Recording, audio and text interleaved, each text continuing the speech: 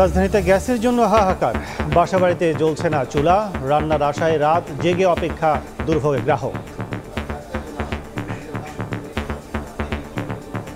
আমার ছেলে খাবার চাচ্ছে আর আমি তাকে খাবার বানাই দিতে পারছি না, ঘরে সব থাকা সত্ত্বেও। যখন আসে একেবারে মোমবাতির মতো, আমাদের খাওয়া দাওয়া রান্না বান্না সব কিছু বন্ধ।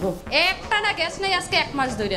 রাত্রের 12টা 1টার দিকে হয়তো আসে সামান্য। রাতের বেলা তৈরি করে রাখছে, ফ্রিজে রাখা হচ্ছে, বলতে গেলে বাসি খাবারটাই বাচ্চাকে দেওয়া হচ্ছে। হোটেল থেকে কিনে খায়, রাতের বেলা যদি গ্যাস আসে তাহলে একটু তরকারি রান্না করি। সংকট কাটাতে সিলেট থেকে আরও 3 কোটি ঘনফুট জাতীয় সঞ্চারণ লাইনে সরবরাহের আশা। একটা কূপ আছে যেটা আমরা হয়তো 15 মিলিয়ন চলে আসবে, এখানে পাইপলাইন সব করা আছে, কোনো সমস্যা হবে না। তার মানে আমরা 30 মিলিয়ন ফ্লো অ্যাড করতে পারবো। দেখছিলেন প্রধান শিরোনাম, দুপুরের সময় সঙ্গে আছি আমি কাজল আব্দুল্লাহ। এবার অন্যান্য শীর্ষ সংবাদ। তারেক রহমানের চাঁদাবাজির 4 মামলা বাতিলের রায় আপিল বিভাগেও বহাল। আরও 18টি খারিজ হলেই মামলা মুক্ত হবেন বিএনপির ভারপ্রাপ্ত চেয়ারম্যান, জানালেন আইনজীবী।